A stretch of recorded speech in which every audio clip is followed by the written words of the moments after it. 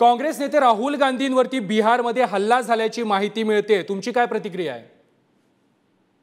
बघा, हे बिहार जे हल्ले आणि रोखण्याचं काम, दगडफेक करून राहुल गांधींना शांततेच्या मार्गाने निघालेल्या यात्रेला एवढा घाबरण्याचं काय कारण आहे केंद्र सरकारला?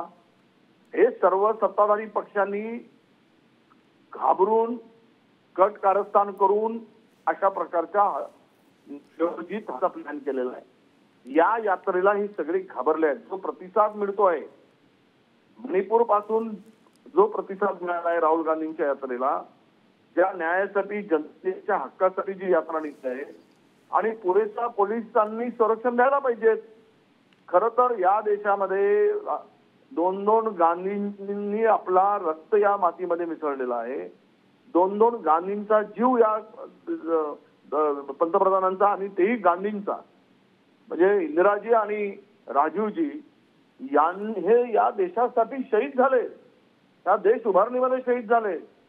असं असताना या देशामध्ये शांतता नांदावी, या देशामध्ये जे काही द्वेषाचं द्वेष पेरलं जात आहे ते थांबावं, या देशामध्ये भाईचारा वाढावा, या देशातील महिलांचं शोषण थांबावं, यासाठी न्यायासाठी जर एखादा नेता राहुल गांधी रॅली काढत असतील आणि त्यावर जर अशा प्रकारचे हल्ले करत असतील तर यांना या देशामध्ये लोकशाही संपुष्टात आणायची आहे का?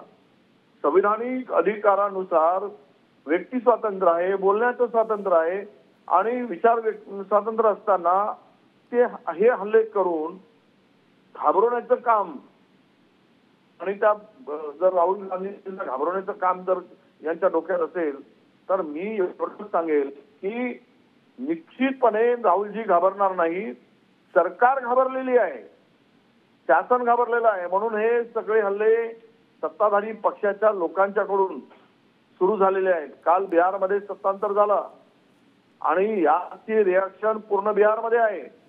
त्यामुळे पुन्हा घाबरून राहुलजी जर आले तर तो त्यांना मिळणारा उत्स्फूर्त प्रतिसाद। पण वडेट्टीवारजी काँग्रेस नेत्यांनी या अगोदरच राहुल गांधींच्या ताफ्यावरती किंवा भारत जोडो न्याय यात्रेवरती हल्ला होण्याची शक्यता वर्तवलेली होती। पश्चिम बंगाल सरकारकडे सुरक्षा वाढवण्यासंदर्भातली मागणी देखील करण्यात आलेली होती, बिहार सरकारकडे देखील करण्यात आली होती। मात्र राहुल गांधींच्या सुरक्षेसंदर्भात ना केंद्र सरकार गंभीर असल्याचं पाहायला मिळतंय ना कोणतेही राज्य सरकार।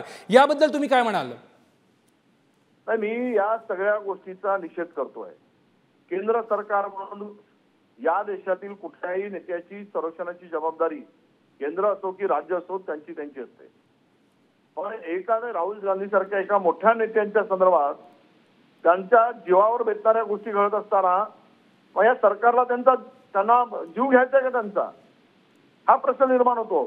अरे थोडी तरी ठेवा जरा जनाची नाही तर मनाची तरी। किमान हे सगळे जे चाललेलं आहे या देशामध्ये लोकशाही संपुष्टात आणायची आहे।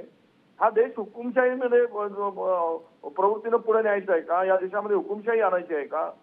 या देशामध्ये काय करायचं आहे नेमका? संविधानिक ढाचा जो या देशाचा तयार झाला तो उद्ध्वस्त करायचा आहे का? म्हणून मी तीव्र शब्दात या सगळ्या घटनेचा निषेध करतो आहे आणि केंद्र सरकारने या संदर्भात तातडीने लक्ष घालावं, कारवाई करावी। राज्य सरकार जे घटना घडली त्यात राज्य सरकारने सुद्धा या संदर्भात त्वरित कारवाई करावी अशी आमची मागणी करतो आम्ही। नक्कीच विजय वडेट्टीवारजी, धन्यवाद तुम्ही पुढारी न्यूजशी बोलल्याबद्दल।